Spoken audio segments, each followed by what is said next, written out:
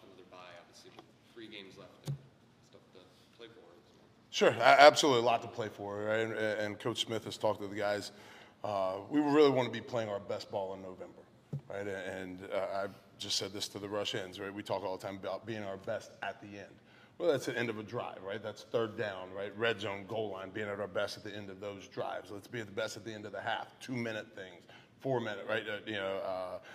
But that also builds into being our best at the end of the season, right? Be building, right? Be continually on the rise. So that's been a big emphasis for us of really, like I said, trying to be at our best here as we close out in November because there is a lot to play for. Right, these next 3 games are going to be tough. They're going to be competitive. Welcome to the Big Ten.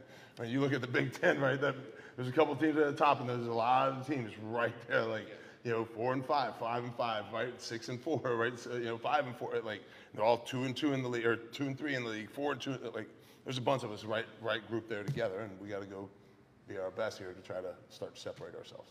What do you obviously the sacks haven't come BC. Yeah. So what do you? I mean, is there any reason overall for it, and what do you guys got to do to create more pressure? Yeah, we absolutely do have to create some more pressure. We know that been lacking here a little bit on that, and that's been a challenge for our guys. One that goes back to individual just techniques, right? That goes back to our takeoffs. That goes to our pass rush plans. We talked about that with BC with Castellano, so that there's going to be every week has a unique pass rush plan. Well, the guy this week has a unique pass rush plan, right? Like that, we're building that every week.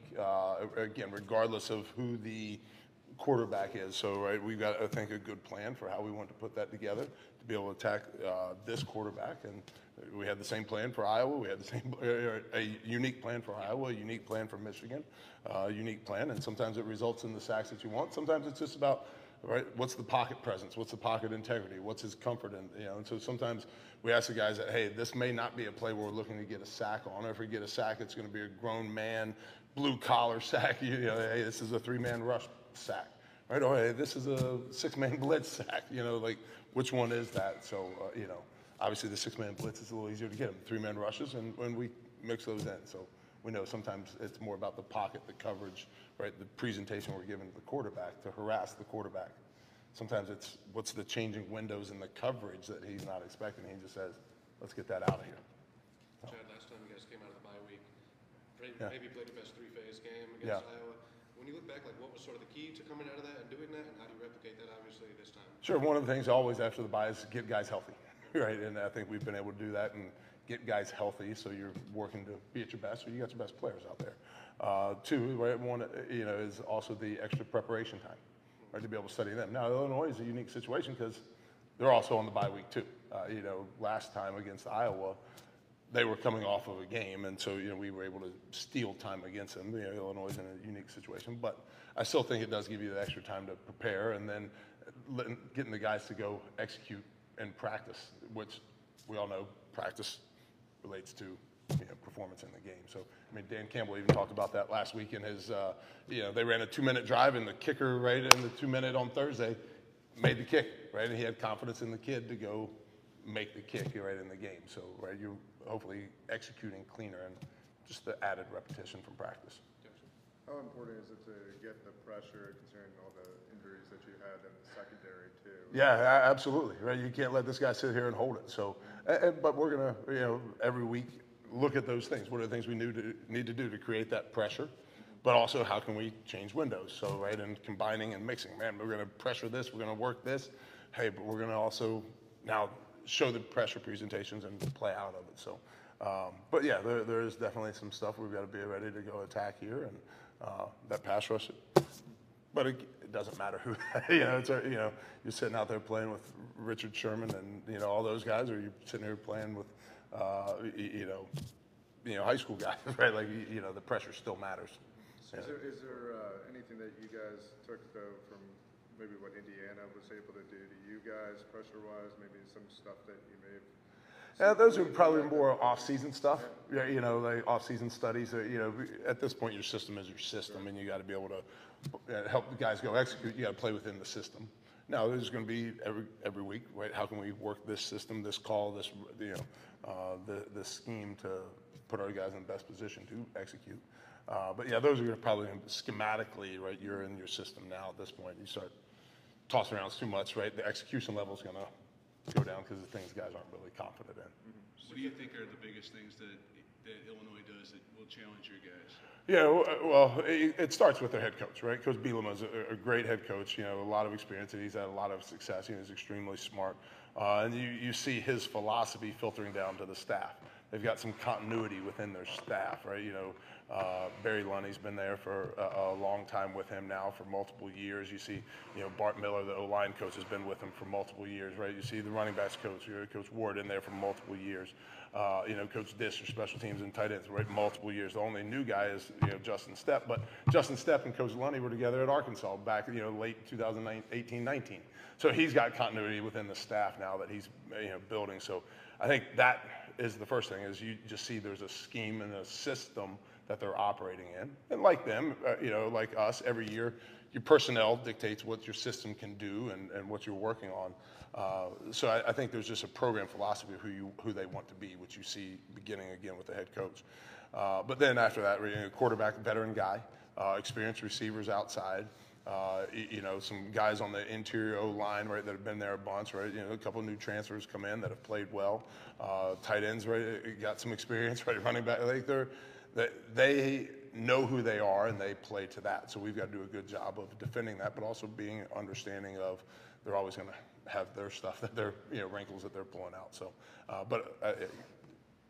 long-winded answer, the short version is they know who they are and they know what they want to do, and they do it very well because there's a lot of consistency and continuity in it. So we've got to go defend that, and then the guys' rules play to the unique things. Seems like they are throwing it maybe more than you would expect from a Bielema team. And Yeah, to give you guys more opportunities to sure. more focus to put on the pass rush, more opportunities obviously to. Yep. It begins with our RPO game on base downs, right? Some of those passing numbers come out of that. Those RPO passes, which veteran quarterback done these reads a lot. He knows those pictures. They got talented receivers on the outside, that they're throwing the ball to. So I think that shows up. But then it does show up on the third down as well. And so we got to be ready to go get after them, and as we get them into those longer yardage situations for sure. Obviously, the Indiana Dane didn't go how you wanted to, but is there a Yeah. little bit of like some of the guys you knew there to, he's talked to anybody after the game? Oh yeah, I saw a bunch of them before, saw a bunch of them after. Relationships, right? This profession, a lot of people forget. All the competitiveness that we all have, it still comes down to relationships. And so there's a lot of relationships on that other sideline with players and some of the support staff. A lot of the coaches were new, but so yeah, there was some bittersweet feelings to that one. How that one, it would have felt good for that thing to go differently. Where do you think you guys are at from a depth standpoint? I mean, do you think you guys are, going forward, have built enough depth to kind of sustain things? Yeah, that's the one good thing. The system staying in place and not getting too new. How do we get those guys to go execute well? Well, when some guys have to get into the next man up situation, that they're doing the things that they've done over and over and over a bunch. So that's been able to help us build some depth, and that's where we are, though. But I think everybody in America is at that point. Who's lost this D tackle? Who's lost that offensive lineman? Who's lost that running back? Everybody in America is dealing with it somewhere. And so, at this point in the season, when you're sitting here 3 games left, Power 5 football, there's going to be some guys that are beat up, and next man up is going to have to go respond to the challenge. And we're no different than anybody else in the country, I think, in that. Is there any specific underclassmen that's kind of maybe developed, faster than anybody else, or is kind of where you've seen any? No, I think it's kind of what we anticipated. And I think as you look at the reps, who's shown up in the games, I think that'll obviously reflect that pretty clearly. Yeah. Changing gears here, Chad. Just talk to me a little bit about Sam Edwards and the impacts he's really had on this locker room and on this team on this session. Yeah, you talk about one of the all-time great kids. I mean, just talking about Sam and who he is. One, willingness to do anything because he loves the place and he loves the other guys in the locker room so much that he'll do anything that we ask of him. So, he's one of those guys you love his heart, you love his attitude, you love his work ethic, you love the example he sets. But even as a walk-on guy, a guy that has really earned a lot of respect in that locker room, to be able to share his voice, right, and have his voice be heard, right, in a meaningful way, that goes back to his process and, one, his commitment, but two, again, his work ethic and willingness to do whatever's asked. People, guys in the locker room really respect that of him. Does some of the RPO stuff you guys saw against Indiana prepare you a little bit? For Certainly does. Yeah, it certainly does. You know, you certainly see some similarities and run schemes and the pass schemes and the concepts off of that. So there's definitely some, you know, good carryover week to week on, you know, for the guys of, okay, now, and you can come out of the Indiana game and also be able to say, okay, hey, we didn't do this quite right, or right, we could tweak this, right, schematically a little different, or, you know, guys' eyes, or whatever those things are, and how they can react and play those a little bit better. So, yeah, it does help to have a little video evidence of it and to be able to teach correct, right, and make some improvements off of it. Jonathan said you guys were emphasizing kind of the fundamentals of kind of a four-man pass rush this past week over Yeah. the week. I guess what does that look like in practice? Yeah, it goes back to a lot of technique, but then also guys understand that four guys don't just rush as individuals, right? It's not that way. It's four as one. So, right, if we're not protecting an edge here, right, creating an escape lane, if we're over-exaggerating this movement, we don't have the balance off of it. So, right, those four guys have to understand, right, they don't just rush to beat my man, right? I have to rush to work together on the quarterback. So, just really, yes, the fundamental technique, but also the awareness of them working together to keep this quarterback hemmed in, but also create the pressure sacks as they go finish it too. Is Gillis on the guy we could see this year yet, or is he? Still working through some stuff. Yeah, we've got high hopes for him, but you know, that early season stuff, right, was kind of dragging on him a little bit. I also wanted to ask you, asked Hawk yesterday, just when you have the bye week, get a little more time for recruiting stuff. And Yeah. thinking that way. You've been around the Big Ten, so you've seen Michigan State at higher and lower points. I'm just wondering, when you go out now, what are sort of the conversations like? What are the dialogue? What is the curiosity about Michigan State? Sure. I think there is still a brand recognition, you know, as you look at, you know, because really we're talking about, you know, 16, 17-year-old, you know, young men.